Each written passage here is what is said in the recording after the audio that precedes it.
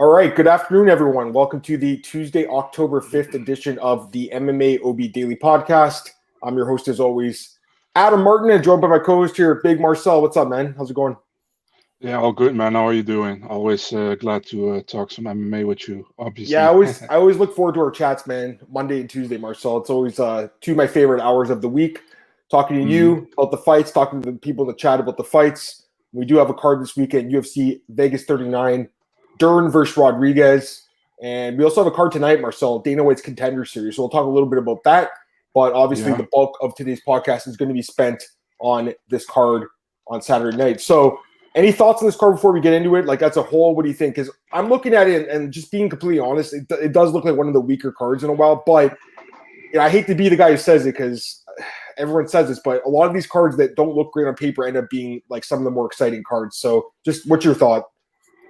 Yeah, I'm with you there, man. I think it's not really appealing to the eye if you look at it, but man, we watch it anyway, and it's an early card over here, so I'm probably missing the prelims. I will watch it back after the main card.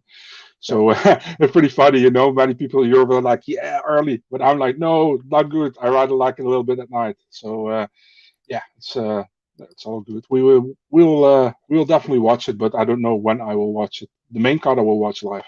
No worries at all. Yeah, I think it's a little bit earlier here too. Let me double check the time. I'm pretty sure it starts at 1 p.m. Eastern. Let me double check that. I'm pretty sure it does. And yes, 1 p.m. Eastern. So 4 p.m. Eastern for the main card. So it's an early start, like you said, Marcel, which I personally like a little better. I love afternoon MMA. It's my favorite of all the times of the day. I like afternoon MMA the best, but it is what it is. Cole's here. Hey, Cole. He says next week card's worst. Yeah, you told me about that, Cole, this morning. Cole sent me yeah, it's not great. Norma Dumont in the main event against Holly Holm. I mean, anyways, we're not here to bash the cards. Like, UFC, but we can be honest. I don't think they should have put 5 cards on this month. That's what I think the issue is. Because most months have 3 or 4. This month has 5 cards. So when you have 5 cards, you're going to stretch it thin, right? That's why you're having main events like Holly Holm and Dumont next week. But I think this week's main event's not bad. Anyways, let's get into the card, Marcel. Let's just start with it. The first fight of the night, guys. And as always, we used the UFC stats lineup. So we have 11 fights to talk about today. Again, we use UFC stats. We go from the bottom to the top. First fight of the night, Marcel. We have – let me double-check one thing. Yeah, we're good. Okay, so Steve Garcia against Charlie Ontiveros opens up the card. It's a lightweight belt, Marcel, which is This is what I'm scratching my head at. Lightweight is very, very strange here because Ontiveros fought his last fight against Kevin Hall at middleweight. So he took a year off. He's dropping 2 weight classes now against Steve Garcia, who also had a long layoff from the cage. But Garcia enters this fight, Marcel, huge favorite, minus 300.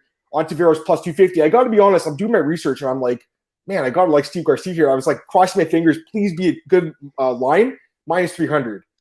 But you can see why people are betting against Charlie Ontiveros. This guy has been knocked out 7 times, Marcel. Garcia wins most of his fights by knockout. Just give me your thoughts on this fight and Ontiveros dropping 2 weight classes, because that seems kind of crazy to me. Yeah, Charlie Ontiveros, our sideshow Bob, so as people call him all the time. Yeah, we all know he came to UFC on short notice, right? He was fighting Kevin Holland, the middleweight. Actually, normally fights at welterweight. Yes, we should mention that, of course. Yeah. He's usually a 170. That's true. Yeah. So he I think he got slammed or something, and he injured his neck, and the fight was over at that moment. We haven't seen him for some time. Steve Garcia debut, also short notice fight against Luis Pena, then got booked for 3 more fights and pulled out and pulled out 3 times. First at LFA, no, two more fights I have to say. He pulled out of that LFA fight to fight Luis Pena. That's how it was. So yeah, I mean, Steve Garcia is a pretty good fighter in my opinion, man. I mean, I saw him many times in the regional scene. I saw him LFA, and he even had a run in Bellator, earlier. Yep. So yeah, Pena was just too strong for him at that moment, but he didn't have he was training, for an LFA fight, but he got Pena instead. I'm just not sold on Ontiveros at all, man. No disrespect to the guy, but I don't really know if he is UFC material, if I'm really honest. And Steve Garcia, I see the value, not the value in the line or whatever, but I see value in Steve Garcia in this fight. And I think Steve Garcia can stop him, man. I would go with a TKO in the second round for Steve Garcia in this one, man. There you go. You got a big fan here. Epic MMA says Marcel's the truth. He damn well is, man. You gotta tell Patty Pimblett that though. Patty's the one who denies it. Anyways, let's not get into that. I agree with you on this one. Steve Garcia should win this fight. I mean, there's a reason he's minus 300. I wish the line was cheaper. I was hoping it'd be cheaper, but it's not. You know what, Marcel's weird is like he had a knockout in Contender Series, and I thought they were going to sign him. They didn't sign him off the show. Remember? If he was on this season, Dana White would have signed him right away. It's crazy. Like he's one of those guys that got passed, but ended up making to the UFC. I've known Steve Garcia for a long time. I saw him fight Joe Warren in Bellator years ago. He even fought Ricky Turcios in Bellator 5 years ago, which at the time you're like, who are these guys, right? Ended up being two pretty good prospects. Turcios obviously fighting really well at bantamweight. Garcia used to fight at bantamweight. He's fighting at lightweight now. That is a little weird here because you have a smaller guy going up against the bigger guy in Ontiveros, but I don't trust Ontiveros at all, guys. He's been knocked out. He's been finished, I should say, 7 times. He's been injured or knocked out 7 times to lose. And yeah, he does have some offensive strike. He could win this fight in the first round, maybe, but I don't really see it happening. The size difference is kind of interesting, but even with the size difference, Steve Garcia is not a small lightweight either. He's a decent size for this division. So I think this guy's grown into his weight now, and I think he'll do well in this fight. And I think he probably finishes Ontiveros. That's what I'm thinking here, Marcel. Ontiveros gets finished again, 8th finish in his, or 8th knockout against him. I don't think he's UFC caliber. I think he's in the roster because Mick Maynard likes him because he's a Texas guy who's fought in all those shows. That's the only reason I think he's on the roster. I don't think he's a UFC caliber fighter. Also, Jose just gave us an update. He said Hugo Ken is of next week's Contender Series. Martin Boudet against Lorenzo Hood. There you go, Lorenzo Hood back. Thanks, Jose. Kevin Scott, what's up, man? Rogan calling and Patty Pilmington like 20 times, let you know who the relevant one is. It's Big Marcel. Damn right it is. Okay, so we both have Steve Garcia in the first fight. Now we can't say anymore where the who that, right? Yeah. All right, let's go to the next fight here. We got Loopy Gonidas against Sam Hughes, and the odds for this one: Loopy minus 210, Hughes plus 175. And I got to mention, Marcel, this is actually the 3rd time they fought. This is the 3rd time these two have fought. They fought twice as an amateur. With a draw and a win for Gonidas. So this is the 3rd time, guys. I wasn't able to find those fights. If anyone has them, let me see them. But I guess that's probably why Gonidas is the favorite because they fought before and she won. So what's your thoughts on the fight, Marcel? Yeah, first of all, I'm going to call her Lupita because Loopy sounds like Snoopy, you know. And she wants to be called Loopy. I just watched her with James. Yeah, she wants to. Yeah, he changed her. It's just Loopy now. It's Loopy Gonidas. Even on the UFC site, I think it is. Yeah, it is. I'll call her Loopy if she wants to get called. She's like Ricky Glenn, man. You change it from Rick to Ricky. You got Lupita to Loopy. So we got Loopy. That's her official name now. Okay, cool. If you say so, we'll do it. Loopy Gonidas. I think she got kind of robbed in her UFC debut, man. I think she won that fight against Jessica Penne. If you look before, she had a great fight at LFA against Vanessa Demopoulos. Amazing fight, I think. It was a majority decision win for her. Sam Hughes, she actually also fought Vanessa Demopoulos in LFA, and she lost to her. It was also for the title, 4th round triangle choke. She fought twice in the UFC so far. Against Tisha Torres, she got stopped in the 1st round, or they asked her. Marcel, you there? We're back. Yeah, okay, go ahead. Okay. So, she got an injury. She didn't want to continue, and she stopped. After that, Loma Lookboonmee. Listen, man, Loma would be great if there was a 105 division, man. She would kill it there, you know. Hughes, super scrappy, but I think Godinas is the better athlete overall. I'll go with Godinas, man, the decision here. I think it will be a fun fight. Hughes always scrappy, always come forward, but I think Godinas has the better quality in fight, so I'm going with Godinas here. Yeah, I'd like to see those fights if I could, but everything I've seen, I mean, there's no reason she shouldn't win this fight. She should be the stronger fighter. I think that's the difference here. She's just physically stronger. I think Sam Hughes is decent. You know, she's scrappy. She'll be in the fight. I'm thinking it goes to decision, Marcel. I think that's what a lot of us are thinking. Over 2.5 rounds is minus 275. So I think everyone's thinking that. Pretty sure it's going to be a decision for Gonidas. That's kind of what I'm thinking here, Marcel. What's the prop on that? Let me take a look at that. Gonidas by decision. Plus 105, so really not a lot of value. And by the way, Garcia by knockout in the last fight is only plus 100, so not a lot of value there either. But you can see why. I mean, people are kind of thinking the same that we're thinking, and it kind of just seems like based on the way these two match up, it should go to decision. That's what I'm thinking. I'll get this comment from Pillar Lane Gaming. He says Gennaro's getting slammed minus 800 already. I saw that. That's tonight in Contender Series. We'll talk about that Contender Series a little bit later. We'll just do UFC first. And Jose also had a question, or a comment, I should say. He thinks Romanov Bandera should have been co-main event. I think it should have at least been on the main card. Main card, yeah. I don't understand why it got buried. I know they're probably a little bit down on Romanov after the last fight, but Bandera looked amazing in that last fight. So I'm surprised. To me, that's the perfect fight to open up the main card, honestly. Like, that's a fun fight. So it could be. But then again, it could also be boring if Romanov just lies on him. All right, let's talk about this next fight here. Charles Rosa against Damon Jackson. This is a featherweight fight, Marcel. So both guys back down to 145. Interesting. And I mean, they fought there, obviously, but Rosa's kind of bounced around 145, 155. And obviously Jackson has two, but it looks like they've settled at 145 for this fight. So the odds for this fight actually opened with Charles Rosa as the favorite, but they flipped very fast. And now Damon Jackson's favorite at minus 180 and plus 155 for Charles Rosa. What do you think, Marcel? Yeah, I kind of agree with it, to be really honest, man. I think Charles Rosa, he's a kind of a hit or miss in the UFC all the time, man. He wins sometimes he doesn't. But if he loses, it's pretty decisive all the time, man. Against Darren Minner, against Bryce Mitchell.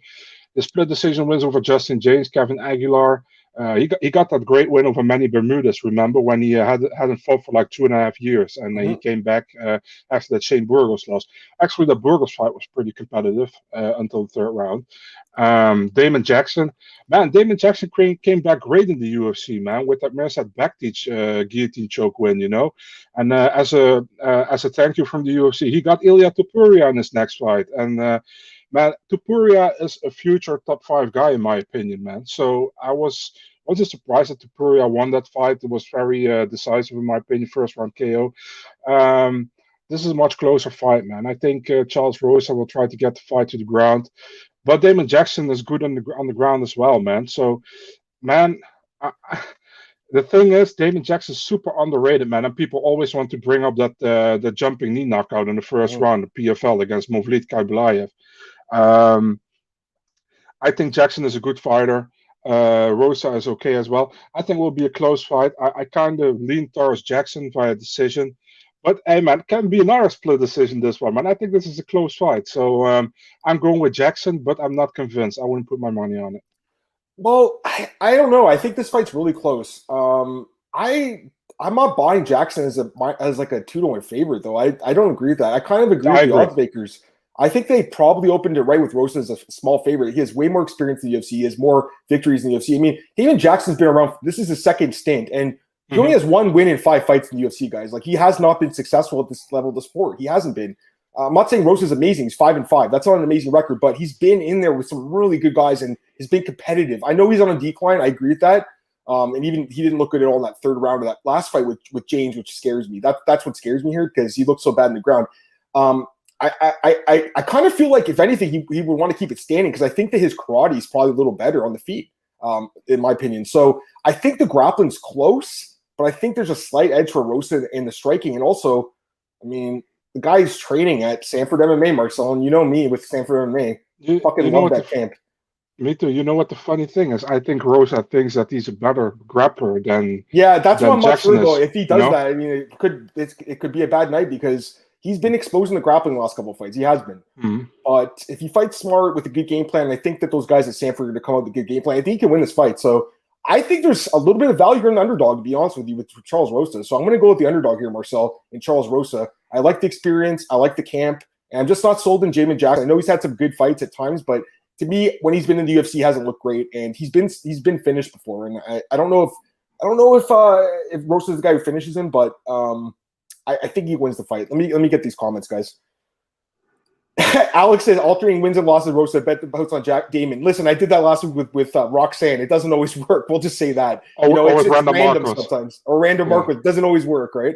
Let me get these comments. Born again. Fight goes decision. Both guys are hard to submit. Neither guy's great power on the feet. Possibly. I think there could be a finish, but it could also go decision for sure. So personally, I would stay away from it. But I'm thinking there's a little bit of value in the dog. Not like a ton of value, but a little bit. I think the fight. I'm not buying Damon Jackson minus 180. Again, Charles Rosa opened at minus 180, so it flipped around. Jose says, thoughts on Damon Jackson talking about deleting social media, the fans talking shit. Yeah, that was after his last win, over the Bektic, right? No, that was after his loss against Movlit and PFL. Somebody messaged him. I remember what he was saying. Someone was being like masking. He just said he got rid of it. He's a busy guy. I think he's got 4 kids. He trains full time. He probably has a job too. So he's a busy guy. He doesn't need it. He doesn't want it. Twitter. Yeah, that's good. I have no listen. If someone wants to be on social media or not, it doesn't bother me whatsoever.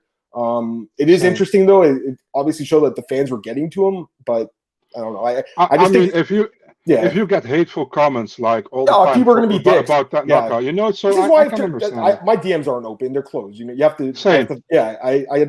Because the one time I opened it, it was just nasty shit. So I totally understand what people are getting. Yeah, the one time I opened it, I had a few people saying like, just random messages, but I had people talking shit. And I'm like, why do I have this? So I just closed it. So I just, if you follow you or you follow me, then I'll talk in DM. But it's not an issue. I'm not hard to get a hold of. I just, I just don't need to. Just like these guys, I don't want to get harassed for no reason. It's like Khalil Roundtree said the same thing with the last fight, right? He got harassed over the sidekick and everything, and he's like, what do I need to be on social media for? By the way, Manny's got a question. Hey, Manny, he says, how do you guys manage the time difference? So I'm in Toronto, which is in Canada, Eastern time zone in Canada. And Marcel, what's the time zone you're called in Holland? What's the time zone called? I don't know what's the time zone. No, I don't know, to be honest. No worries. It's 6 hour difference, though. So basically, I finish work at 4 p.m. Eastern, and then I get on the podcast with Marcel, and I think it's 10 p.m. Is it 9 or 10 p.m. for you? Yeah. 10 p.m.? Yeah. So it's 6 hour time difference, and we've just managed it, Manny. I mean, we've talked about it. We've decided this is the best time for both of us right now. It's perfect. It works for both of us, so it's good. All right, so let's go to the next fight here, and this is the fight Jose really wants to talk about, so let's get into it. Alexander Romanov against Jared Bandera, and Romanov is the biggest favorite in the card, Marcel, minus 550 against Jared the Mountain Bandera, plus 425. Give me your thoughts on this one, because this line is really high for a heavyweight fight. These are not like, elite. This isn't Stipe Miocic and Francis Ngannou. You've got two guys that are not ranked, and yet one guy's minus 550. But at the same time, he has such a grappling advantage in this fight that you can understand it. So give me your thoughts on it, Marcel. I first want to try to clear the air a little bit about Alexander Romanov, man. People were saying he was faking it against Espino. I did hear from his side that he was in the hospital for over 3-4 hours because he had a certain spasm in his leg after that thing. He couldn't move his leg at all, So he wasn't doing like it. He didn't fake it at all, So. The thing is, now he's back. He's 3-0 in the UFC. 2 pretty decisive wins against guys I think he should win against Roque Martinez and Marcos Roger de Lima. The Espino fight, I know, kind of a weird fight, but he got the win there. So what can we say?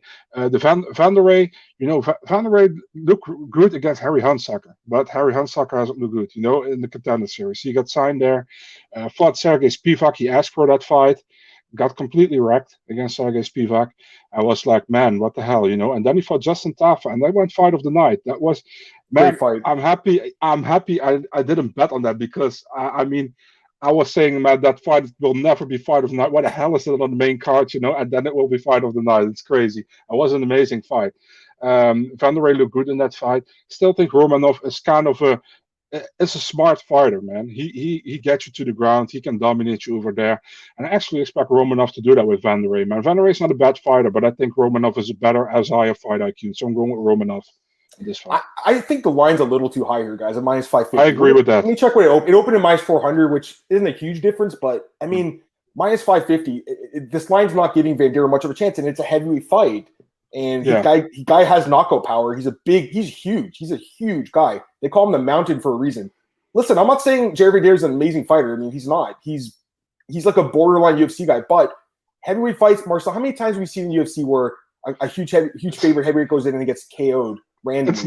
It's never smart to do a plus 400, plus 500 in a heavyweight fight, man. I can't bet on him here at this price, guys. He should win. Romanov, obviously, the ground game it's better. And against Spivak, that's what everyone's looking at. We're all looking at that fight, taken down, beat up, got tired, basically just didn't want to fight anymore and got TKO due to being exhausted, basically. Romanov's a guy that doesn't really slow down too much. He did a little bit in that Espino fight. Different matchup, though, against another big, strong grappler. This is a different fight. Bandera is a black belt. I watched his interview with Cole. This guy actually has a really good fight IQ. He's actually a very smart guy. If you listen to him talk, very smart guy. He's done his research on Romanov. He watched all his fights. He's a very smart guy. I just don't know if it's enough to get past the wrestling, even though I think he's a decent fighter. I think he's the better striker, Marcel. Bandera's the better striker. So if he keeps him standing, it can be interesting. But I just don't think it's going to – I think it's going to the ground and he's going to get beat up, Adam, this could be an amazing title for a movie, man. King Kong versus the Mountain. It's amazing. Let me get these comments, guys. Born Again says, what's Bandera by knockout, Romanov by sub? Let me double check for you, buddy. We got Romanov by Bandera by knockouts plus 650. I would just take the money line at that point, honestly. And then Romanov by sub, I see it at plus 155. And I mean, it's not great odds. He could also TKO him, which is ground and pound, I think. I don't think I don't think this fight is as clear cut as some people are saying, though. You know, if you take a gamble, go with KO first round Vandera, man. Maybe you know what? I actually look at this comment and I kind of agree with Born Again. He says the cardio in the third round. If he can survive the first 2 rounds, maybe he does have a better cardio too. So Bandera has advantages in this fight, better striker and better cardio. I'm saying, like, yeah, the Romanov has this huge edge with the grappling, Marcel, and the wrestling. That's why we're all going to pick him to win this fight. But I'm just saying, like, there's something about this fight that I don't know, man. Like, I'm not sold on Romanov after the last fight as much as I was before, you know? Whereas Bandera, I'm a lot higher on him now after the last fight. And Alex says it's an interesting fight. Jared's huge. He's a bigger guy. He is. I think he is a little bit taller. Let me double check that, but I'm pretty sure he is a little bit. He's 2 inches taller and 5 inches in reach. Jared Bandera is a fucking massive dude, guys. He's huge. They call him the Mountain for a reason. Then again, they call Romanov King Kong for a reason. I've always liked Romanov. The guy's a beast on the ground. We know that. I'm just saying, like, there's certain things about the guy's game, the cardio and their striking defense that just I don't want to lay 500 on him here, Marcel. He's probably going to win the fight. I just don't want to lay it. Daniel says he parlay Gutierrez or Romanov. Cautious. I mean, they both should win. They're both big favorites. But again, guys, I'm just saying, in general, I won't ever lay minus 500 on a heavyweight fight. That's just a rule I've always had, Marcel, because I've seen too many guys go down as huge favorites in this division. Because the best fighter doesn't always win in this division. It's sometimes just the guy who has the best punch that night. Adam, you never put minus 500 on a heavyweight. Damn, you will never bet Bellator fights. Damn. I can't do. I know they're always like minus 1,000. Well, you saw what happened last week with that guy Ben Parrish, big two. Yeah, everyone bet on Christian Edwards. They're all like, "Oh, he's going to smoke this guy," and then you saw what happened. One punch ended the fight. If the fight played out, he probably would have lost, but it didn't play out. It just got ended quickly. Daniel says, "I'm worried about Romanov front runner. Things weren't going away. Not sure how you cope." Yeah, after the last fight, I mean, I have a little bit of question marks about him. That's all. He could easily bounce back here and dominate Jared Bandera again, and that's probably what he will do. That's probably what he will do, but I think the line's too high. That's just my personal opinion. I don't know if I can get there on Bandera, even at plus 425. Because the ground game is just not good enough, Marcel, in my opinion, from what I've seen. But again, if he survives, Marcel, he could win this fight. So we'll see. I was very impressed with the way the guy fought against Kafa. I'll say that. Super tough. He got a nasty cut in his face and it kept going. Very tough dude. Romanov's on that Gon, Dawkins, and Aspinall prospect level, in my opinion, Jose says. I'm not so sure after the last fight, Marcel. I did feel like he was on the same level, but now I'm not too sure. And also, I think Gon is way ahead of those other two at this point. Although I think Dawkins and Aspinall are great. I think they'll probably meet in the cage one day. Bandera looks bigger now than his last fight. He's just a huge dude. And like I said, I would just recommend – I'm not saying like listening to interviews is going to like sway your opinion, but it's always good to get – different thoughts on fights. And I try to watch the interviews for the fighters before if I can. And in this case, Cole had a really good interview with Jared. He's a very smart guy. Just watch it yourself. You'll see what I'm saying. Kevin Scott says it's off topic. Of course, Dan screwed up the Hall and Dawkins fight. Chris Tyrone would never done that. By the way, the fight's been rebooked, the rematch, November 13th. So should be good. Born Again says Romanov's still young, needs seasoning, unique skill set for heavyweight. His ground game is phenomenal, no doubt about it. He said Chris Tyrone would never do that. Get out of here, dude. Get out of here. I don't know if Kevin watched my boy Trevin Jones fight Timur Valiev last year. Valiev, yeah. All right, let's go to the next fight here. Laureano Staropoli against Jamie Pickett in the middleweight division, Marcel. And right now we have Laureano Staropoli minus 225, plus 185 for Jamie Pickett, the Night Wolf. What do you think about this fight? What do you think about the line, Staropoli 2-1 favorite? What do you think?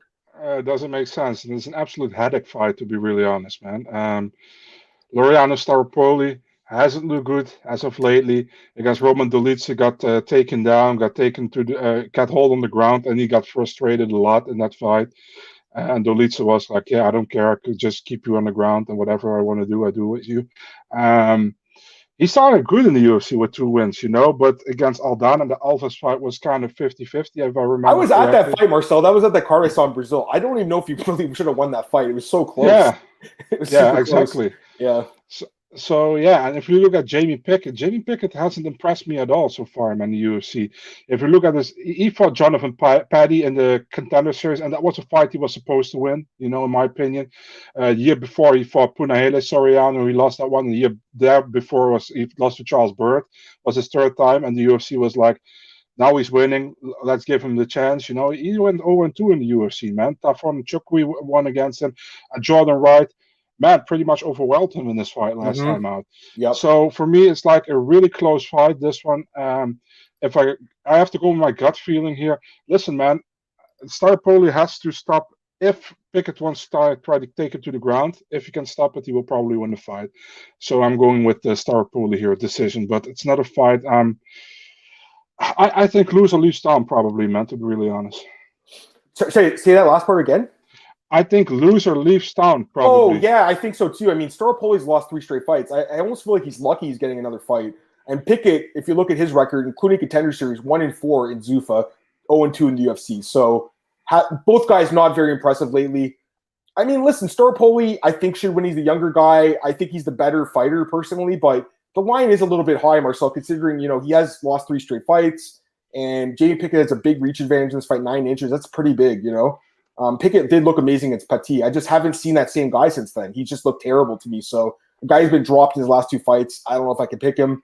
Got to go with Laureano here. I don't know, though, Marcel. And by the way, Born Again saying someone gets knocked out. Very good possibility, Born Again, especially considering the way Pickett fights. The under is plus 150 or plus 175 under 2.5 rounds. So if you like the under there, man, maybe that's the angle to take. Also, Kevin said he's screwing with you about Chris Taioni. And you had Jose saying Romanov's fun grappling is what Blades wishes he had. Blades, yeah, I mean, that last fight he just held him there. All right, let's go to the next fight. Chris Gutierrez and Felipe Colares, Marcel. Right now, the odds. Gutierrez is a big favorite, minus 255. Felipe plus 215 here. You like El Guapo, or you think the Brazilian can win this one? First of all, no disrespect to Gutierrez, but El Guapo for me is Bas Rutten. Bas Rutten, I know. I even had the tweet up last year when he fought Cody Durden. I was like, how did this guy steal his nickname? Come on, man. Also, by the way, Juan Espino is also El Guapo, so it's pretty much the third fighter with El Guapo. But I mean, I like Colares as well, to be really honest, man. I think he's a good fighter, Yeah. I remember we were in debate about his last fight against Sanders, right? I think you were more on Sanders, I was more on Colares, and it was a very close fight, if I can remember correctly. Great fight. Yeah. It was a great fight. It was, yeah. It was the first fight of the night as well, I think. If you look at Colares, he hasn't looked bad in his UFC run so far, man. He's 2-2. Yeah, he lost to Damon Jackson in a fight I expected him not to win, to be really honest. And the Geraldo de Freitas was kind of close as well, if I remember correctly, his loss. Look at Gutierrez, man. Gutierrez did himself bad, man, in that Cody Durden fight, man. The first round, he didn't do anything. Cody had his back, and he just waited till the round was over. And Cody was like, tried to work, but didn't do a lot. But he got 2 10-8 rounds on judges, or even 3. I think it was a unanimous draw, right? Yeah, it was. Gutierrez won 2 and 3, and Cody Durden got a 10-8 in the first round. So he did himself dirty there, man, to be really honest. Should have been on a 5-fight win streak right now. And actually, he only really lost his first UFC fight against Leone Barcelos. And Leone Barcelos is great, man. I really like the guy. He only got signed too late by the UFC, in my opinion. 3 years too late. Mm-hmm. Yep. I mean, Gutierrez got some nasty leg kicks. We know that. We saw that in the Vince Morales fight. He uses them all the time. Man, I expect Gutierrez to win. I think it will be a tough fight. Colares is not an easy opponent to get out. But I'm going with the decision. I don't think he will finish him. I'm going with the decision win for Chris Gutierrez here, man. There you go. Yeah, I think it's somewhat competitive. Colares looked good. I mean, he's a pretty good fighter. He's a little bit younger too. I think he's got like some room to grow. I thought the fight with Sanders was a great fight. Kind of disappointed they cut Sanders after that. He ended up retiring afterwards, but I thought it was an awesome fight. But, he got dropped in that fight, Marcel, early on. And Montel Jackson, he also got dropped. That does worry me against a guy like Chris Gutierrez who can strike with anyone. I mean, obviously he's known for his kicks, but he also has some hands too. I just think he's got the way better striking. And if this fight stays standing, he should win the fight. But, if it goes to the ground, Marcel, Colares could make it interesting. So I do favor Gutierrez. I do think the line's a little bit steep here because Claris, I think, is a better fighter than people give him credit for, but Gutierrez should win this fight. Born Again saying Claris hasn't been finished. Gutierrez by decision. Let me take a look at that. Chris Gutierrez by decision is plus 100, and Gutierrez by knockout, it's actually plus 300, or finish, I should say, inside the distance. So that's, yeah, if you want to take a shot, if anything, it'd be on, I think, on a stoppage here at plus 300. But either way, I think he should win the fight, Marcel. I just think Claris is a little bit underrated. That's the only thing, you know? Yeah, I agree. Yeah. All right, let's go to the next fight here. We go to the main card now. Philip Hawes versus Darren Nguyen. And right now we got Hawes minus 310, Nguyen plus 255. What do you think? So Phil Hawes is actually a fun story, you know. He came into the Ultimate Fighter season 23. He is John Jones's training partner. He's going to be big, and he's losing to Andrew Sanchez. Then he gets the Contender Series shot against Julian Marquez and gets knocked out. After that, man, he put a streak together in Brave, got in Contender Series again, stopped Bestayev, who is now fighting in Bellator, by the way, got into the UFC, knocked out Malone in the first 20 seconds of his debut in the UFC, wins against majority decision against Imavov, a very wrestling-heavy fight, and a close one in my opinion, and then defeats Dawkins last time out by being also too good on the ground for Dawkins, and I think that was impressive to me, you know, what he showed. If you look at the round win, man, the round win is also kind of a headache fighter to me, man. I mean, he is strong, you know, defeats Paisley in his debut. I think that was a fight of the night, if I remember correctly. It was also the first fight of the night back then. After that, 2 losses back-to-back against Darren Stewart, a split decision, and Gerald Mershard. One against Antonio Arroyo last time out, despite being like 10 inches shorter than him, but he did well, you know.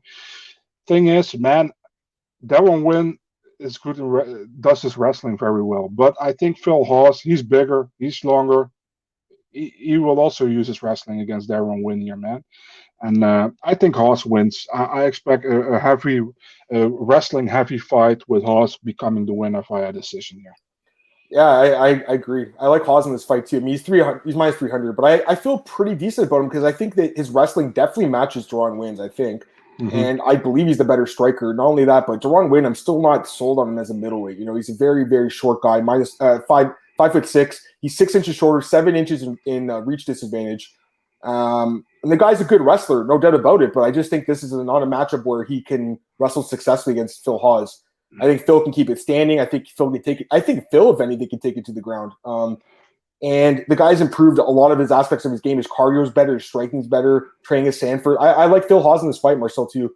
300 obviously is not, minus 300 is not, you know, best line, but he should win the fight. I like him to win. I think he wins probably decision, Marcel. I'm kind of with you. Probably a grindy type of fight, but anyway, man, if he really wants to make a name for himself, go in there and finish the wrong win. That'd be sweet. If Nguyen is 5'6", Adam's 6'8". That's so funny. 6'3". But how tall are you, Marcel? You're 6'3" too, right? 6'3". Yeah, we both are. Yeah. Jose says Hawes should have lost that fight against Imavov. Yes, we talked about that fight. We've talked about it a few times, and that's one of the reasons I bet on Imavov against was it Heinisch? Because I remember that fight, and I was like, he should have won that fight, and you saw what happened. But yeah, even if he lost that, though, it's not that bad of a loss when you look back at it, because Imavov was really good. So I don't think it's a bad loss, even if you lost. And I agree with this guy too with Born Again. He's right. Imavov, Dawkins, and Malone, all those wins look a lot better now. You know, even the Dawkins win looks really good after how good Dawkins looked against Holland in the minute. Even the Malone win looks good now. How he fought this last fight against Abdul Razak Al Hassan. You know, no, I agree. All right, let's go to the next fight here, Marcel. We got Sabine Amazo against Maria Agapova. So let's talk about this one. Interesting fight. We got Mazo minus 170, Agapova plus 150. Agapova shit the bed in epic fashion in her last fight. It was one of the biggest. It was actually the biggest upset of all time in UFC. Minus 1,400 favorite or something. Yeah, it was massive favorite, and won the first round, dominated, and then completely gassed out. Yeah. Got finished by Shayna Dobson, who's not in the UFC anymore. I mean, I don't even know what to say about that fight. And then you have Mazo, who's coming off a loss to Alexa Davis, who looked awful, but moving back down to 125. This fight is taking place at flyweight, Marcel. What do you think about this fight, man? It's kind of a weird one. What do you think? So I was looking up Maria Agapova's record last time out, and she fought Na Liang, who's also in the UFC now, and she fought at Heroin FC. That's such a weird name for a promotion, man. Yeah, Heroin FC. So it's like you call your promotion. Well, Heroin with an E is different than Heroin without an E, bro. Like Heroin without an E is a drug. Heroin with an E is like a woman. Over here, it's the same. So, okay. Yeah, that's what it is. Okay, well, yeah, that's a language barrier, right? So yeah. So Maria Acapova, yeah, she actually came first. I saw some fights of her in the Fight Nights Global before she went to the UFC, and she looked decent there, man. But her opponents weren't that great. She came in Contender Series. She got pretty much dominated against Tracy Cortez on the ground, right? Went to Invicta, did very well over there. I think she got in an accident with a car accident, right before she was supposed to fight a third fight for Invicta, and then she got signed by the UFC. Pretty much destroyed Hannah Cyphers in her debut. We all know what happened in the Dobson fight. Didn't look good at all. And the first round she did. Second round she completely gassed, like you said, and she got finished. If you look at Sabine Amazo, came with a lot of hype from the LFA organization where she was the champion. Got 2 head kicks, by the way, in a row in her first 2 LFA fights. Lost her UFC debut against Marina Rodriguez in a very grappling heavy fight where she tried to keep her down, and she was successful in that. After that, Mazo put on a good win streak against Dobson, Aldridge, and Kish. And Davis again grappled with her, and she pretty much she couldn't do it. I think she won the first round, and second and third round were for Davis or something. The thing is, I don't think Acapova, although Acapova now training at MMA Masters, I don't think Acapova will have the same trust that Davis or Moroz had to her. And I think Mazo is a better fighter than Acapova, so I'm taking Mazo for a decision here. Yeah, that fight with Dobson, man. I mean, it's just so strange how that happened. She looked amazing. She just gassed herself out. I do think that just energy is a worry for this girl. Like, in general, I just think she kind of blows her load in the first round going for the finish. And if she doesn't get it, she's going to be in trouble. I should have said, yeah, exactly. Right. So I think Mazo, she's a more solid overall technical striker, obviously, Marcel. And I think that if the fight goes past the first round, she wins. But there is that chance that Mazo could finish her quickly, that Acapova could finish Mazo quickly in the first round. I definitely think there's a chance. Like almost all her wins are in the first round, Marcel. She's definitely a powerhouse in that first round, but I think past 1 round or past 1.5 rounds, she's toast. Probably gasses out again. I don't know if she gets finished because Mazo she hasn't shown much finishing ability in the UFC. She doesn't have the submission win. Maybe that's what happened. 3rd round submission could be. I'd like to see her go back to her head kick knockouts. That'd be sick, but we haven't seen that in the UFC. I don't know, man. It's hard for me to bet on Mazo because I bet on her against Davis, and she just really disappointed me in that fight right now, Marcel. So I'm kind of like off her a little bit, but I'm way more off Acapova after her last fight. I'd like to think that she could make those changes, but I don't know, man. And there's all that story about her getting kicked out of American Top Team for taking drugs, like Alex is talking about, allegedly. Acapova said gnarly stuff out of Octagon, problems, drugs, lying, stealing, got kicked out of 2 gyms. Yeah. And also, like, who's even training MMA Masters besides Colby Covington? I really don't even know who's at that gym anymore, to be honest with you. I don't know. Beza, he's there, Beza? Yeah, Alves. Thiago Alves? No, the Rafael. Rafael Alves, yeah, the turn. Mazo inside the distance, maybe worth a stab if Marina's career has improved. I don't know if it's been improved. Mazo inside the distance, plus 300. So she should win, Marcel. Just, the first round could be sketchy. That's what I'll say. And maybe Mazo gets back. Because remember when Mazo fought Cyphers? We were like, holy fuck, this girl's amazing. Like, she looked amazing in that fight. And she looked amazing against Dobson in the first round, too, and they just gassed. So she could come out. Yeah. Pardon? Oh, sorry. Yeah, against Dobson. So we'll see what happens. Let me get these comments. Jose likes Acapova. Well, you meant her, but yeah, I know what you're saying. Kevin says, after gassing so bad, there's always a chance of overcorrecting and coming out too timid. That's another issue. I feel like that's what Johnny Walker almost did last week with that stupid fight. Remember, Acapova went like really crazy right before the fight. Even she was like really. You know what's hilarious? One of these guys I follow on Twitter, Fight Goes. He's so funny. He said like Acapova is like a uncaged animal. Like she's on the loose. Like it was so funny. And then she just gassed out after the first was crazy. Card, his name is Short Value. I think it's Borgen likes the card. Yeah, the matchups are decent. I think there's a lot of close ball match fights, even including this one. Tim Elliott against Matthias Nikolai. We'll talk about this one flyweight. Minus 190 for Nikolai, plus 165 for Elliot. What do you think about this one? Difficult fight to pick, man. I have made my pick, but I'll do some preview before I say it. Timothy Elliott, former title challenger, former Ultimate Fighter winner. Second stint in the UFC, right? 2-fight win streak right now. He pretty much dominated Jordan Espinosa. The fight before against Ryan Benoit could have been for Benoit as well, man, but it was a super close fight. And he won that fight, was at Fight Island, if I remember correctly. For that, 3 straight losses, but not against the worst fighters, man, against Figueiredo, Askarov, and Royval. If you look at Nikolai, man, finally came back in the UFC after his bullshit cut when the UFC was trying to get rid of the flyweights. Won against Manuel Cape or Cap or whatever you say, but wasn't really a win in my opinion. I think Cap won 29-28. Yeah, got to be honest here. But the thing is, man, I know, I think Tim, and that sounds really weird because he fought against Espinosa very well, but I think he's kind of declining, man, Tim Elliott, if I'm looking at his last few fights. And I think Matthias Nikolai, he's still young, he's 28, he's still developing in his career. He didn't look bad against Cap, but he won the fight, but in my opinion, he didn't.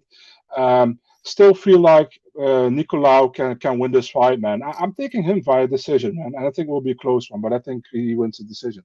I'm kind of feeling the same way about this one, too. One of the things I look at is he's never been taken down before. He has 100% takedown defense. That's in 5 fights. Yeah. Never been taken down. He's fought grapplers, too. He's fought other grapplers, hasn't been taken down. So I think he's going to prove to be very difficult to take down. Even a guy like Tim Elliott, who's a machine with the takedowns, Marcel, this could be the one fight where he does struggle a little bit to get the takedown. And Matthias also, to me, doesn't seem like he's got many cardio issues either. Like, he seems like he can go 15 minutes fine. Where, Tim Elliott wins a lot of his fights based on his cardio, just based on the wrestling and that grinding style. But you look at a fight like Ryan Benoit, couldn't really get him down and struggled badly in that fight. And I thought he lost that fight, Marcel. And I feel like, yeah, he looked amazing against Espinosa. That guy cannot stop a takedown. I think Nikolai can stop a takedown. And I think on the feet, he's probably a little bit sharper with the striking. He's got more power. He's the younger guy by 7 years as well. I'm with you, Marcel. I like Nikolai in this fight. I think he wins the fight by decision. So what's the odds on that? Nikolai by decision. Sorry, one sec. It's plus 130. Yeah, not much value either. What are you going to say? Also, one of the few fighters who won via Japanese necktie submission in the UFC, Matthias Nikolai, in his debut, actually. Yeah, let me get these comments as well. Born says it's 50-50, Elliott by decision. That's plus 270. I just checked for you, bud. The wrestling could be different. And just because, I should mention, just because this guy has 100% takedown defense doesn't mean he won't get taken down in this fight. If you look at Krzysztof Jotko, his takedown defense was like 87%. He did get taken down 5 times by Misha, right? So just because the guy's got a high rating doesn't mean he won't get taken down by someone else. So if anyone's going to take him down, it probably would be Tim Elliott, who's a great wrestler. I just think Nikolai, again, the younger guy, I think he's probably the better fighter right now. And that's why I got to pick him, Marcel. So, and Morgan's right. Judges often do screw up these fights. They're very close. They're usually very, very competitive fights. High-paced. So, yeah. No, for sure. Let me go to the next fight here, guys. Let's go to the co-main event. We got 2 fights left in this card. Randy Brown against Jared Goodin. In the welterweight division, Randy Brown minus 235, plus 195 for Jared Goodin. What do you think? Yeah, so maybe a fun thing to say, this was actually supposed to be Randy Brown against Shavkat Rakhmonov. Randy kind of said it already in this when he on his Twitch. He was like, I was actually supposed to fight an undefeated guy who is a legend in his own right, but he couldn't accept the fight for some minor injury or something. That was Shavkat.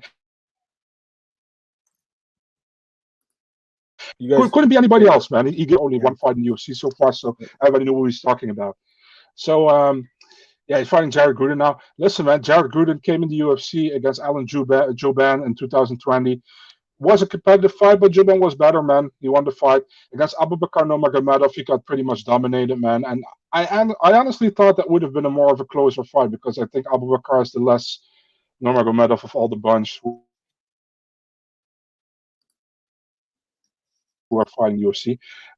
Against he did amazing in that fight, and that was a fight where both fighters didn't know they were supposed to fight 2 hours before that fight because it was off and then it was on again. You remember, it was a real weird fight card because many fights fell off last moment, I think. If you look at Randy Brown, listen, man, I really like Randy Brown. Randy Brown was, by the way, the first guy to defeat Mickey Gall. I remember that. And many people were like, oh, who is this guy? Because Mickey Gall, I know he was only 4-0, but he had that hype behind him because he defeated CM Punk and all that storyline. Then he lost to Nico Price in the fight.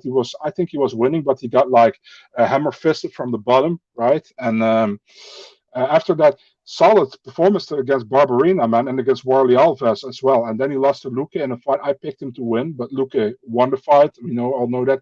And then he defeated Oliveira. I think if you look at it and from a complete total package, I think Randy Brown is a better fighter. I think he fought a better opponents as well. And I'm taking Randy Brown here, man. I actually think he can submit him, man. I think I'm going with a second round submission for Randy Brown in this one. Oh wow, there you go. I think it's a competitive fight, guys. I got to be honest with you. I like Randy Brown. Don't get me wrong. He's a good fighter. He's really big for this division. He's powerful with the striking and also good submissions too. But he is a guy that has a durability issue, I think. And Jared Goodin has power. He definitely has some knockout power. Looked pretty good in the last fight. A lot of wins by stoppage. And looks like he's gaining a lot of confidence too. Took that last fight in short notice, knocked him out, and said, "Give me another fight right away." Like this guy wanted to get back in the cage right away. He's been pretty competitive in most of his fights. He was really competitive with Juban. He did lose to Nurmagomedov. It was kind of a weird fight. I feel like he was just really worried about the takedowns and just didn't want to throw his hands in that fight. But you saw what happened when he fought a striker in Stolze, or a guy that he could strike with, just knocked him out. I think there's a chance that Jared Goodin can win this fight by knockout, Marcel. I really do. But I still got to go with Randy Brown. He's the better fighter, I think. More ways to win because of the ground game too. So I'll go with Randy Brown, but I'm just saying I don't think I'll be betting on him this weekend because Goodin to me looks like a guy who's kind of turned the page a little bit in his career, and I think he could knock him out. So I'm curious to hear what you guys think about this fight. Give me your comments in the chat if you want. All right, let's go the main event now. Marina Rodriguez against Mackenzie Dern. This fight is definitely an interesting one. Right now we have Mackenzie Dern minus 165, Marina Rodriguez plus 145. What do you think, Marcel, about the main event of UFC Vegas 39? Man, I love and I hate this fight at the same time, man, because I really like both girls. I don't want to see anybody lose, but I mean, this is a fun fight, I think, man. This is a styles fight, man. You got Mackenzie Dern, who's obviously great on the ground. She's a BJJ black belt. And you got Marina Rodriguez, who has great Muay Thai, So it's kind of styles against style, two Brazilians against each other. I know Mackenzie, she's born in America, but I always call her Brazilian because of her Brazilian heritage, Mm-hmm. So I mean, what can I say about it, man? Can Mackenzie get her to the ground quick? If she can, she's probably going to win the fight, because we saw Marina against Amanda Ribas. Ribas took her to the ground the first round and she couldn't get up, and the second round, Marina just punched Ribas, and Ribas had her chin in the air, and she got stopped. And the thing is, here, I think Mackenzie Dern, the funny thing is Mackenzie Dern lost to Amanda Ribas, but then it is BJJ against BJJ, and it got a whole lot different, in my opinion. And this is BJJ versus Muay Thai. And the thing is, Marina Rodriguez, in her fight she didn't win in the UFC, she struggled with people who could take her down. She struggled with Carla Esparza. She struggled with Cynthia Calvillo. She struggled with Randa Marcos, She struggled with people who couldn't or who took her down, and she had difficulties to get up after that. Mackenzie Dern will definitely go for the takedown in this one. I think she will secure the takedown. I think if she gets a takedown, I don't know if she will finish in the first round, but maybe in the second. Listen, man, I like Marina. I think she's great, but I think Mackenzie Dern, if she gets to the ground, she finishes it. So I'm going with a submission second round for Mackenzie Dern here. Yeah, I like both girls too. I mean, I was on Dern the last fight against Nunez. Loved her there as an underdog here, but this is just a different fight to me. I'll be honest with you. I think Marina Rodriguez is a really good, underrated fighter who's in her prime of her career now. She is a little bit older. She's actually a year older than me, which is crazy, Marcel. She's 34, but to me, she doesn't look like she's 34, and she's fighting at such a high level right now. The biggest problem with her, obviously, is the takedown defense. It's not great. 62%. It's not great. And we saw her get taken down by Carla. Even though she worked, she was working off her back the whole time. It was a close fight decision. It's not like she just got held down. Keds Calvillo, same thing. She got taken down, but she was working. Say with the Marcos fight, those fights were draws, right? What were you gonna say? But we all know the judges don't see that, the work of the back. I mean, it was a split decision against Carlos, so one of them did. But yeah, I know what you're saying. But here's the thing, though. Here's the thing. Mackenzie Dern's an amazing submission grappler, but her wrestling's not that good, guys. She has a 10% takedown accuracy. She's only landing 1 of every 10 takedowns that she shoots. So the truth is she only needs to get 1 takedown to win this fight. So even though it's only 10%, maybe that's enough. I just don't know if she has the wrestling ability to consistently get her down, and if she doesn't sub her quickly. And in a 5-round fight, I'm going to take the fighter that's been 5 rounds before. I'll take the fighter who just went 5 rounds. I'll take the girl with the more proven cardio, the girl with, I think, the way better striking in this fight. Dern's striking is okay. It's not great. It's improving, I guess, but Rodriguez is way better striker. This is definitely a risk because if she gets taken down, she's probably going to lose the fight. But I'm not, even though I bet on Mckenzie in the last fight and I love the girl, I think she's amazing. I'm just not sold on her as an elite fighter at this point of her career yet. Whereas I think Rodriguez is right there. I think she's just below the elite fighters. I actually think Rodriguez can win this fight as an underdog. So it's a close one, but I'm leaning a little bit towards the plus money, Marcel, plus 145 a little bit to win decision. I think Rodriguez can give Joanna or Jacek and it's all matchups. I know what you're saying. It's just different matchups, and if she gets taken down, it's a very good chance she gets submitted. I recognize that. I don't know. I like this girl, and I like the striking. So that's what I'm thinking here. But I definitely respect your guys' opinion. Let me get these comments here, guys. I like Dern a lot, but her takedown ability scares me. It's only 10%. To me, it's just not that good. Orion says, I like Marina, but she lacks TDD. I like Dern by bully submission. Hope I'm wrong. Very good possibility. Best female main event of 2021 easy. It's a very good fight. Better than the Marina and Watterson fight. That's for sure. Bro, it's from the three main girl or women main events coming up. This is by far the best one out of the three. If you compare it to Holm, Dumont, and Tate against Vieira, this is by far the best one. Yeah, for sure. So I definitely respect what you guys are saying, and this is a very, very tricky fight in my opinion. Like, I understand why Dern is favored, but you know what? At the same time, I watched her with Cole, just something to watch. He asked her about the odds, and she actually feels like she shouldn't be favored. She's like, I actually think Marina should be favored because she has more experience in the UFC and better wins. I kind of feel the same way. I feel like Marina should be the small favorite, if not like minus 120, minus 130, like a very slight favorite. So that's kind of what I'm thinking here, Marcel. I think the line should be a little bit closer, but again, if she gets taken down, guys, she's probably gonna get subbed. I just look at the fight with, for instance, with Fina Jandiroba last year. She struggled a little bit in that fight. It wasn't like it was a blowout. She didn't get a takedown in that fight. And struggled. She did win it, but everyone's forgetting about that fight. I actually think I scored at 29-28 for John. A lot of people did, Marcel. It was very close. So I kind of feel like people were forgetting about that fight a little bit and just looking at all the wins. And she looked amazing in those fights. But again, against Randa actually is the one I think who pulled guard in that fight. Cypher, she pulled a knee bar from standing position, I think. And the Nunez fight, she did look good with the wrestling, just took her down. But Nunez was coming off, Marcel, 2-year layoff for Nunez from having a kid. I know. That's a different matchup than Marina Rodriguez. I'm gonna be honest with you. I'm gonna be honest with you, man. I just don't trust Marina's takedown defense. I don't either, Marcel, and that's the biggest worry with this fight because it's so bad. I know it's so bad. I know. And if I'm gonna be pulling my hair out thinking, why did I pick her if she gets taken down? But again, I just see a big advantage on the feet. I'll say that. I understand. If it stays on the feet, which I think it can, she can do well. But again, in that small cage, even she talked about in the interview, favors the grapplers, no doubt about it. So Marina's a better ground game than Marina. She does, for sure. Marina's ground game is not great off her back, obviously. But I'm just telling you guys, I'm not sold on Dern as this amazing wrestler. Like, she's not as good as a wrestler as Carla Esparza. Sorry, she isn't. Oh, true. She's not. And I don't know if she's even as good a wrestler as Calvillo. As a pure wrestler, I don't think so. Calvillo is actually a very good wrestler, even though people don't like her. She lands over 4 takedowns per minute. Mckenzie lands, let's check. How many takedowns she land?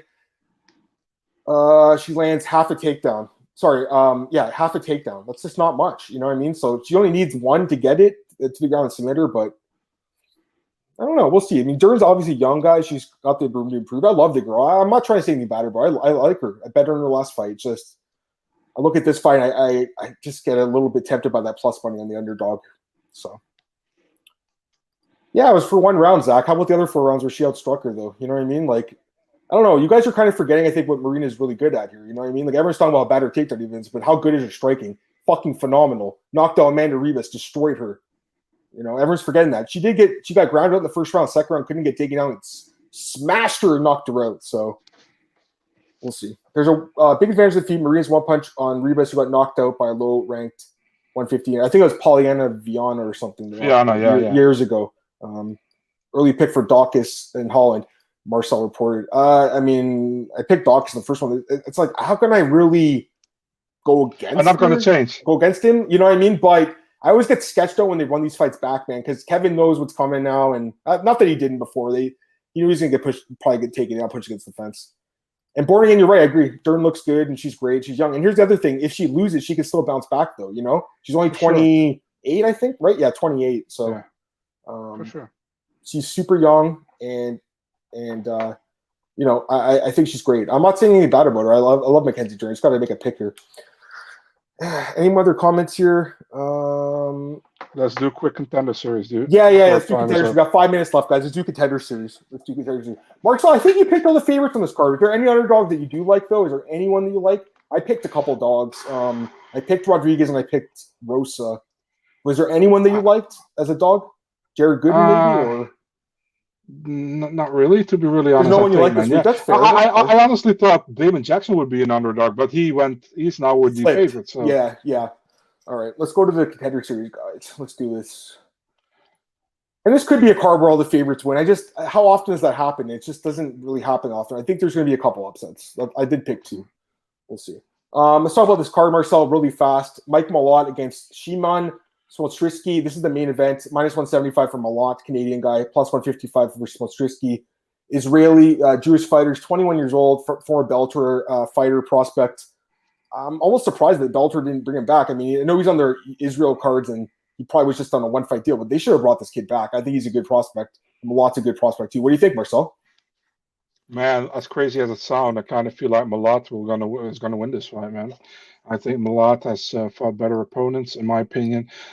He got a great win in his last fight against Solomon Renfro, who's also he's also fighting Contender Series later this year, so this month. So I mean, I would go with Malott here. I think Malott is the underdog in this one. Or is he a favorite? I don't know. He's the favorite. No, he's the favorite. He's the favorite. Oh, okay, he's the favorite even. And again, the line flipped in this one too. So Shimon opened as the favorite. It flipped. Yeah, it's really tempting for many people all the time to go with the undefeated fighter, but I think Malott will probably win this fight, man. Everyone's on Malott tonight, and I like the guy. I've actually seen him fight in person, which is crazy, Marcel. I saw his fight against, Alan Wilson at SCC2. My boy Lock in the Night was also there. We were both at that card. This is years ago, okay. 7 years ago. And Cody Saftix was the matchmaker for that card. He does another betting podcast. Great guy. So I've seen this guy fight in person. I've known him for a long time. He just hasn't been very active in the last few years. Marcel barely fights anymore. He's a guy that's a coach now at Team Alpha Male, good coach and everything. I don't know. I mean, he hasn't been fighting that often. I think Shimon can surprise people in this fight, Marcel. He's only 21 years old. He's super young, and he's undefeated. Been fighting since he was 16 as a pro. I like this kid a little bit. But again, the level of competition is really low, so that's the problem here. But I think he can win, so I would stay away from Malott personally. I wouldn't bet on him. I know everyone else is. I'm not doing it. What about this fight? Daniel Barras against Carlos Hernandez. It's a pick of -110 each, so very close fight. What do you think of this one? I know Carlos Hernandez, he fought his last fight for LFA, but I really like Daniel Barras, man. I think I saw him fighting for Bama when Bama was still around. Now Bama is like the European Bellator series. We call it always Bamator. Mm-hmm. He fought twice for Combate as well, I see. Yeah. I mean, I go with Barras here, man, and it would be fun to have another Spain fighter in the UFC again. He's 32, so he's not the youngest. The other guy's 27. But I'm going with Barras here, man. I think he had better competition against him, and he fought. I like how he fights, but I don't know too much about Carlos Hernandez. I saw one fight of his in the LFA. Yeah. That's it, pretty much, man. Yeah, I agree with the level of competition. It's been pretty poor, I think, for Hernandez. Like, he's fought a lot of scrubs, whereas Barras has been fighting some pretty good fighters over the years. I like Barras in this fight, Marcel. This is one that I liked when I first saw it, and it actually opened as an underdog, so the line it didn't flip; it just got closer. It's even now. I like Barras to win the fight. I think he's worth a potential bet as a pick-up price -110. That'd be the guy I'd be looking at in this fight, guys. Daniel Barras. Next fight here, we'll do these ones quickly, Marcel. Fernie Garcia against Joshua Weems. Fernie's -225. Weems +185. Weems missed weight. I like Garcia in this fight, Marcel. You like him too? Oh, for sure, man. I'm actually a big fan of Fernie Garcia, man. He's for this MMA guy, good guy, trains with good guys. His only loss split decision was also very controversial, I think. Yep. He's a very good fighter, man. I definitely go with Fernie Garcia here. I'm pretty confident in my pick as well here. Yeah, and the odds for this one, Weems open as a favorite. Doesn't really make sense. Not really sure why they open as a favorite, but that's really weird to me. And he also took it on short notice. I think Garcia wins. He's a good parlay piece, I think. Joseph Holmes against Shante Barnes. Holmes 5-1 favorite here. He should win. Barnes has fought just absolutely horrible competition. He's a guy that's from Jay Ellis. I know he's from the Showcase MMA promotion. So I've seen this guy fight, and I don't want to say anything bad about Showcase because they do a good job of setting these guys up for the future success by matching them up with guys like Jay Ellis. But what does being Jay Ellis mean, Marcel? It means nothing, So I got to go with Joseph Holmes. I'm assuming you feel the same way about this one. I agree with you there, man. There's also a short notice fight for Shante Barnes, by the way. But I'm going with Joseph Holmes. Yeah. Joseph Holmes was supposed to fight Cody Brundage, by the way. So yeah.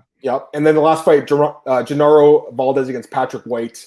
Again, this line opened as a pick'em, and now Valdez is 8-1 favorite. It opened at minus 115. That is crazy. Any thoughts? Yeah, I agree with it, man. I think Valdez should win here. And Patrick White, I see Alaska FC, and immediately I'm like, I don't know. Yeah, this is crazy. I don't know who opened this line. I don't want to listen. The odds makers have a hard job, guys. But anytime you see a guy from Alaska FC, even including my boy Uros Medic, unfortunately, you got to fade these guys. They're just not good, and the level of competition is terrible. Marcel, I just don't trust this guy. Valdez is the guy who is the champion in Lux, right? If I'm not mistaken, is he the lightweight champ? I don't know. Because remember last week there was his Cell Hooper fight, and one of the reporters was saying, "Hey, are you going to bring in the other guy who's in the crowd?" And then Dana's like, "Yeah, we're talking about him. He's on this card, so no one knew that." But I'm pretty sure this is the guy. He's another Lux Fight League veteran. Let me see the lightweight champion in Lux. Yeah, and minus 800 is a high line, but he should win this fight, Marcel. I think so. I mean, I'm picking most of the favorites, but I do think Smolczewski can surprise a little bit. He's a young guy. Last comment here from Daniel. Don't like him a lot. Too inactive. Got put in his back foot by undersized CFFC fighter. I just don't see where the love's about for this guy, and I don't know how big he is for 170 either. Marcel, I think that's it for today, man. Good podcast, fun stuff, guys. Marcel, plug yourself. Let's get out of here. Big Marcel24, Twitter, Instagram. It's always the same. And MMA Twitter, Instagram, Facebook, and YouTube. It's always the same, guys. Always the same. There you go. You guys can follow me on Twitter at MMADamMartin Podcast. It's on MMAOddsbreaker.com. You guys can follow us there at MMA Oddsbreaker at the betting odds up there. What else I got coming out? BJPen.com, MyMainNews.com, all the news, Elite Fantasy, Elite Sports Betting, have my DFS stuff and breakdowns and my bets this week. Also, a main card preview I'll have up for the All-Star. It's a new website I'm working for. And then bookies.com, working for them as well, doing a lot of stuff. So thanks again, guys, for joining us. Had a lot of fun today. Talk to you soon.